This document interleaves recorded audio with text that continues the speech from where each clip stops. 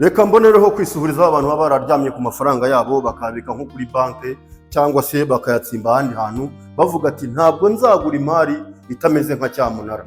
Ndabgushuhuje aho waba uri hose, nimba warayabitse, nimba baragutembereje ahantu hose ukaba warabuze imari gukwiriye, reka nongere n'akandi kajambo ngucira amarenga. Nimba wari ugiye kugura inzu ya miliyoni 200 hano mu Kagarama ya kadasiteri, urabizi ko ariho ibiciro bigeze, wikora iryo kosa, ngwino banze nkwereka etaje nakuzaniye.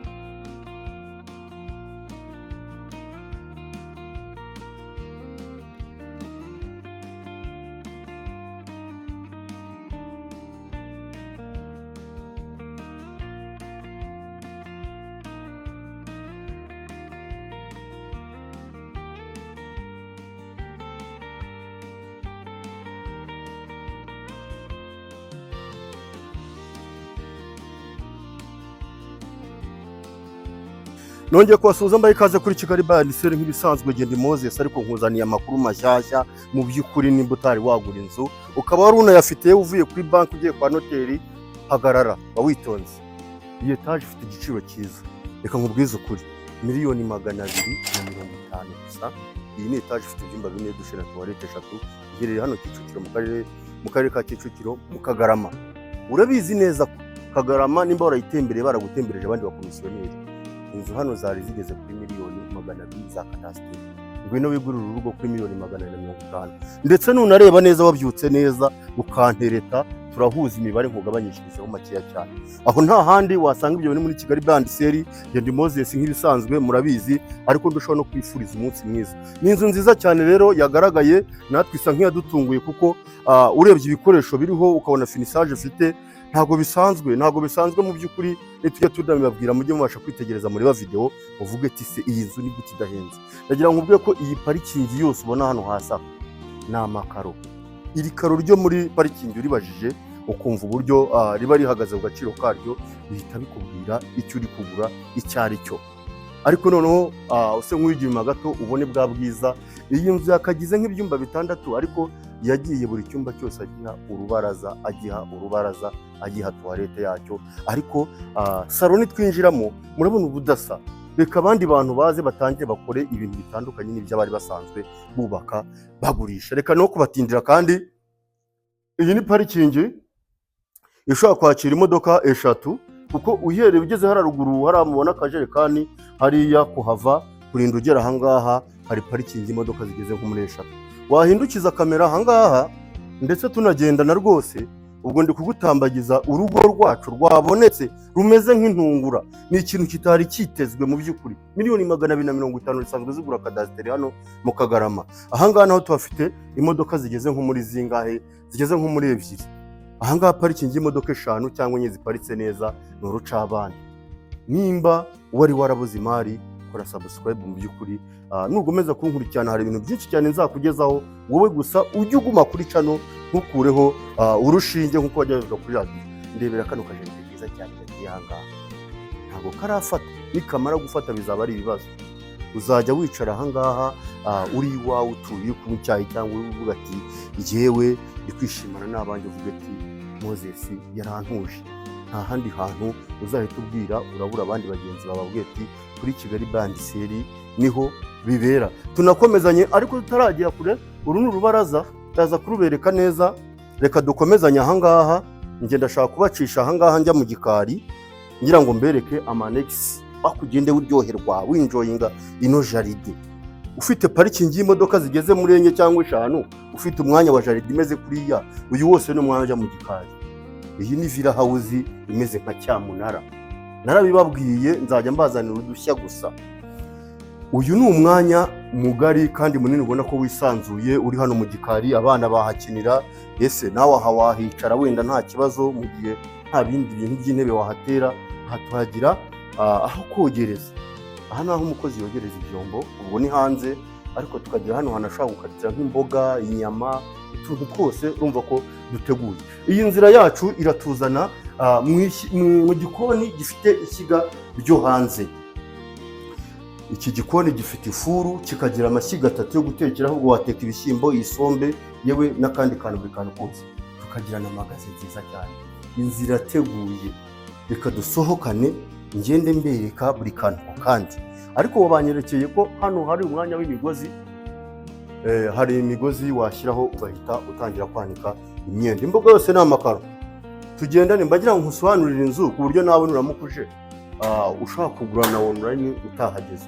Iki ni icyumba kinini cyane cy'umukozi, ubwo ni nk'umuzamu cyo kuryamamo. Urabona ko nacyo gitubutse.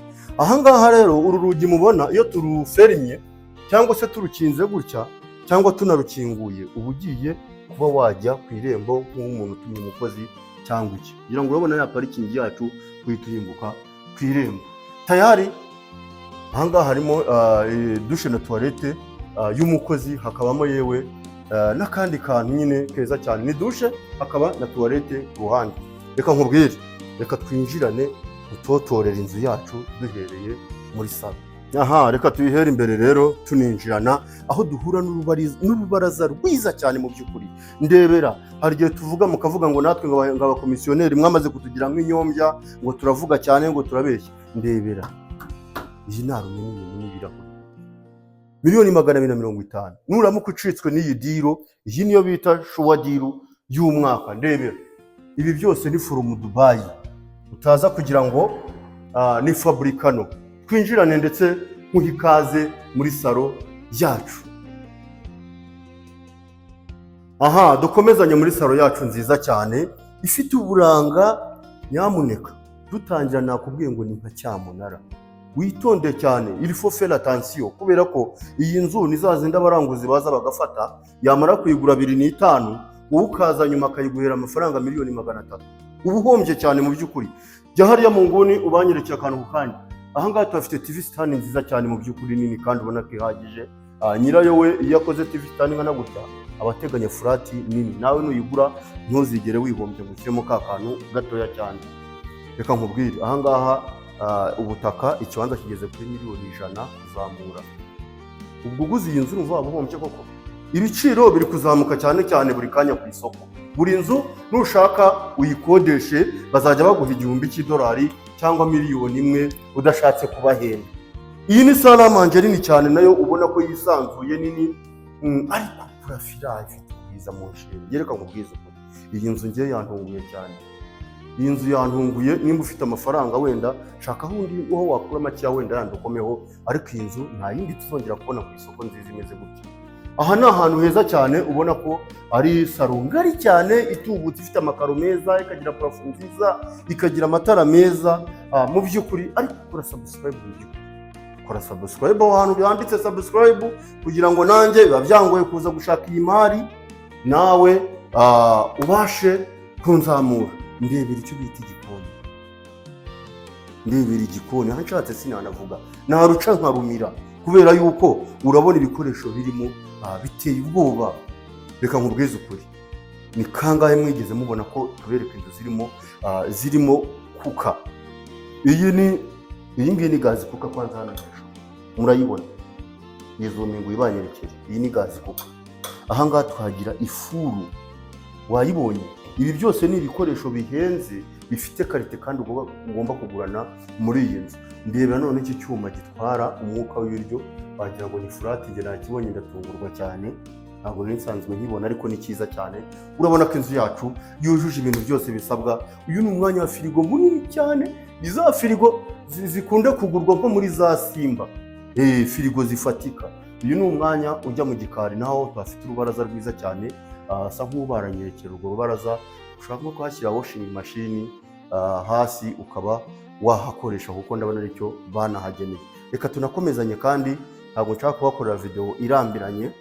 Aha ngaha mafite toilette ishobora gukoreshwa n'abantu nyine b'abashyitsi baje batagomba kwinjira mu cyumba, bakaba bakoresha iyo toilette. Banyerekera aha ngaha, mwari mumenyereye ngo muvura ngo ibiki, ubu noneho tubazaniye isomo. Aha ngaha ni uguca impaka mu nceri. Ndebera iyi design izi nzugi zose zirimo aho. Reka nkubwire ikindi kintu, harimo n'amagariderobe asa. Twinjirana. Aha ngaha tukihagera duhura na dushe na tuwarete nziza. Jye nakunze uyu muntu ukuntu azi kubaka. Urabona yuko shawa, tuwarete, lavabo, amakara arimo nayakunze cyane, ntabwo nayasanzwe. Twinjiranye mu cyumba kwanza nyirizina, icyumba twita ko ari icy'abashyitsi. Agarahari banyerekeye gariderobe. Nakubwiye ngo irasa nk'inzugi, umuntu wakoze ibi bintu wubatse inzu, urebye plafo, ukareba amarange, ukareba inzugi, ukareba yewe n'izi gariderobe. Hari ukuntu yagiye afata akabara akagenda asanisha akabara n'akandi. Reka nkubwire, reka dukomezanye nje kukwereka ibindi byumba bitatu biri hejuru n'amadushe yabyo, ariko uratungurwa cyane. Byo ni bigari cyane ku buryo buhagije. Twazamutse, reba aha ngaha. Ndagira ngo ngende mbasobanura gatoya, mwari mumenyereye ko amasikariye tuyacamo tutavuga, ariko urebye izi step zacu n'umwana mutoya yazitera akazizamuka.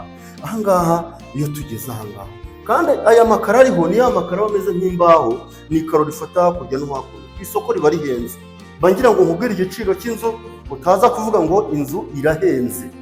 Nyamuneka iyi nzu yacu, reka nongere nkwibutse, $250,000 hano mu Kicukiro mu Kagarama, kandi waza neza tukaba twagakaturaho makeya cyane kubera ko mbangira ngo nangize kumpimba neza. Tuzamukane rwose. Aho ngenda bereka akantu kandi, ese mubanyirikira amatara agiye afunze mahama.